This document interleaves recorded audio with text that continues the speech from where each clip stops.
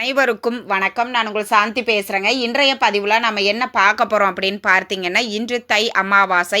பசுமாட்டிற்கு இந்த ஒரு பொருளை கொடுங்கள், தினம் தினம் பணம் சேர்ந்து கொண்டே இருக்கும்னு சொல்லியிருக்கேன் இல்லையா?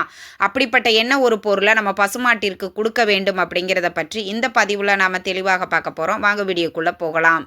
இன்றைய தினம் தை அமாவாசை, மிக மிக சக்தி வாய்ந்த நாள்.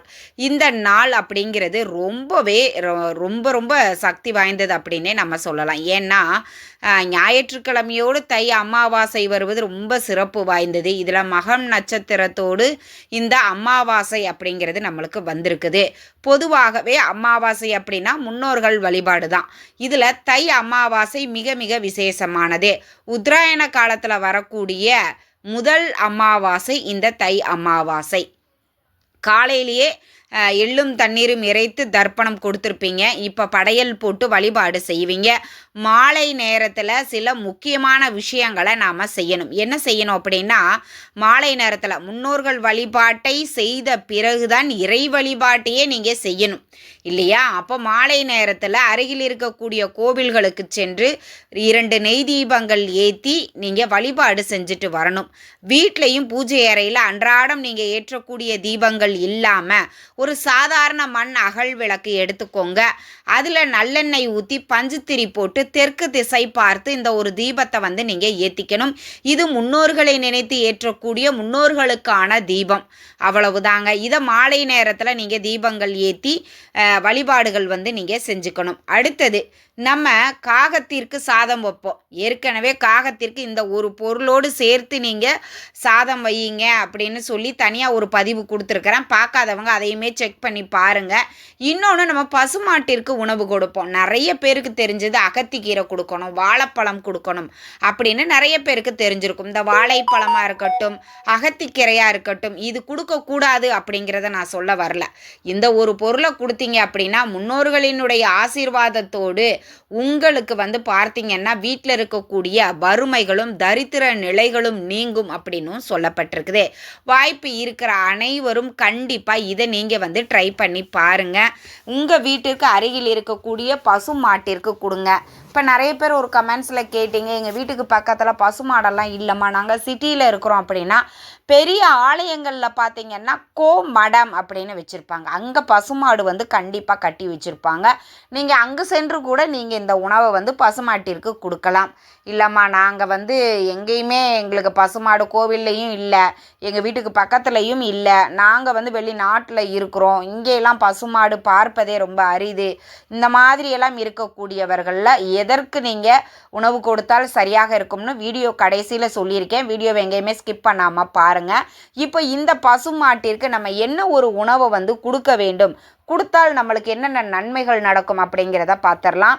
பசுமாட்டுக்கு பச்சரிசி இருக்குது இல்லையா, அந்த பச்சரிசியை நல்லா ஊற வச்சுக்கோங்க. வெல்லத்தை நல்லா பொடிச்சுக்கோங்க. இல்லைன்னா ஒரு நாட்டு சர்க்கரையாவை கூட நீங்கள் வாங்கி, நான் அது நம்மளுக்கு பவுடராகவே கிடைக்கும். நாட்டு சர்க்கரை நீங்கள் வெல்லம் வாங்கினீங்கன்னா பெருசாக குண்டாக இருக்கும். அதை நீங்கள் பவுட்ரு பண்ணி கூட நீங்கள் இது கூட அந்த பச்சரிசி கூட கலந்துக்கலாம்.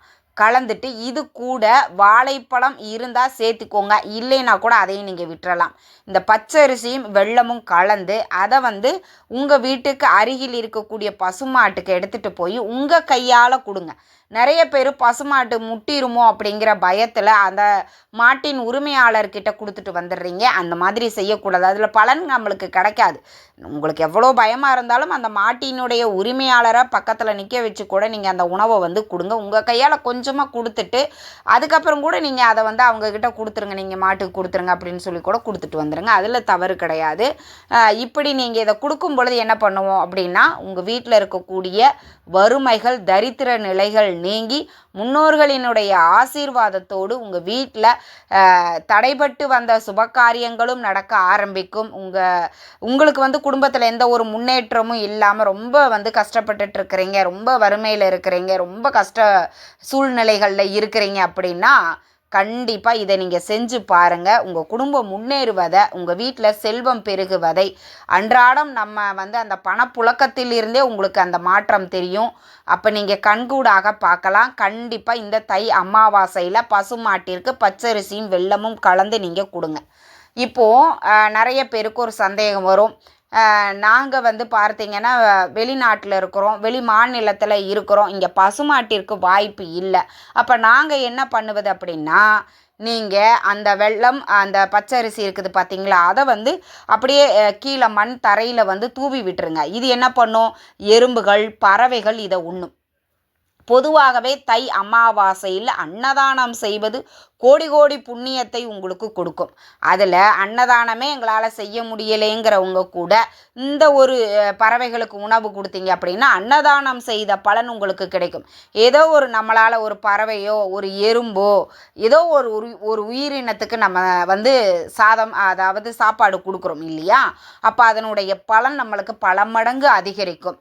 அதில் ஒன்று பசுமாட்டிற்கு உணவு கொடுப்பது. அப்போ அந்த பசுமாட்டுக்கு நீங்கள் கொடுக்கும் பொழுது நிச்சயம் உங்களினுடைய வறுமைகளை நீக்கி உங்கள் குடும்பம் நிச்சயம் முன்னேறும், பித்ருதோஷங்கள் நீங்கும், முன்னோர்களினுடைய சாபங்கள் ஏதாவது இருக்குது அப்படின்னாலும் அதுவுமே நீங்கும் அப்படின்னும் சொல்லப்பட்டிருக்கு. வாய்ப்பு இருக்கிறவங்க பசுமாட்டுக்கு கொடுங்க. வெளிநாட்டில் வெளி மாநிலத்தில் இருக்கிறோம், எங்களுக்கு வாய்ப்பே கிடையாது பசுமாட்டுக்கு கொடுக்கறதுக்கு அப்படின்னா எல்லா நாடுகள்லேயும் இந்த எறும்பு இனிப்பு எங்கே இருக்குதோ அங்கே அந்த எறும்பெல்லாம் வரும். அப்போ நீங்கள் அதை வந்து பறவைகளுக்கு அதை வந்து உணவாக போடும் பொழுது அந்த எறும்புகள்லாம் வந்து சாப்பிட ஆரம்பிக்கும். அப்போ அன்னதானம் செய்த பலன் உங்களுக்கு கிடைச்சிடும். இது ரொம்ப ரொம்ப சக்தி வாய்ந்தது. இது எல்லாராலையும் செய்யக்கூடிய ஒரு எளிமையான விஷயம்தான். பச்சரிசி ஒரு 1/2 கிலோ வாங்கினீங்கனாலே போதும், 1/2 கிலோ வெல்லம் வாங்குறீங்க அப்படின்னாலும் போதுமானது. இது ரெண்டுமே சேர்த்து நம்மளுக்கு ஒரு 100 ரூபாய்க்குள்ளே தான் வரும். இது எல்லாராலையும் செய்யக்கூடிய ஒரு எளிமையான ஒரு தானம் தான். பசுமாட்டிற்கு கண்டிப்பாக கொடுங்க. வெளி மாநிலத்தில் இருக்கிறவங்க கூட நீங்கள் பசுமாடு வந்து இந்த மாதிரி கோவில்களில் பார்த்தீங்க அப்படின்னா அங்கே கோமடம் அப்படிங்கிறது இப்போ நிறைய கோவில்களில் வச்சுருக்காங்க. ஏன்னா பசுமாடு வந்து நிறைய சிட்டிகள்லாம் கிடைக்க மாட்டேங்குது அப்படிங்கிறதுனால கோவில்களில் இந்த கோபூஜை பண்ணுறதுக்கெல்லாம் இந்த கோயில் சார்பாக வச்சுருப்பாங்க. அப்போ நீங்கள் அந்த பசுமாடு கண்ணுக்குட்டியோடு வச்சுருப்பாங்க, அங்கே சென்று நீங்கள் இந்த உணவை வந்து கொடுங்க. அப்படி அங்கே வந்து நீங்கள் யாருக்கிட்ட கொடுக்கணும் அப்படிங்கிறது தெரியலன்னு அங்கே இருக்கக்கூடிய குருக்கள்கிட்ட சொன்னீங்க, இந்த மாதிரி பசுமாட்டுக்கு நாங்கள் உணவு கொண்டு வந்திருக்கோம், நாங்கள் கொடுக்கணும் அப்படின்னா அவங்களே வந்து கூட வந்து அதை வந்து செஞ்சு கொடுப்பாங்க. இதை நீங்கள் செஞ்சு பாருங்கள். நிச்சயம் உங்கள் வாழ்க்கையில் இருக்கக்கூடிய எத்தனை பெரிய பிரச்சனையாக இருந்தாலும் சரி, கடன் பிரச்சனை, உறவினருக்கிடையே பிரச்சனை, இல்லை எனக்கு வெளியில் சொல்ல முடியாத கஷ்டங்கள் பல இது இருக்குது அப்படின்னா கூட அது அனைத்தையும் தீர்த்து வைப்பார். நம்பிக்கையோடு நீங்கள் இதை வந்து நீங்கள் செஞ்சு பாருங்கள். இந்த தை அமாவாசையை எக்காரணத்தை கொண்டும் தவற விடாதீங்க. இந்த தை அமாவாசை மிக மிக சக்தி வாய்ந்தது.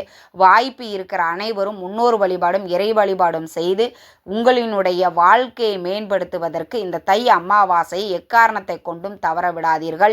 கண்டிப்பாக பசுமாட்டிற்கு இந்த ஒரு உணவை கொடுங்க. அன்ன தரித்தினம் அப்படிங்கிறது உங்களுக்கு எப்பொழுதும் ஏற்படாது, அன்னத்திற்கு குறைவு இருக்காது, உங்கள் வீட்டில் செல்வ வளம் பெருகி கொண்டே இருக்கும், பணப்புழக்கங்கள் அதிகரித்து கொண்டே இருக்கும். நம்பிக்கையோடு செய்யுங்க, கை மேலே பலன் கிடைக்கும்.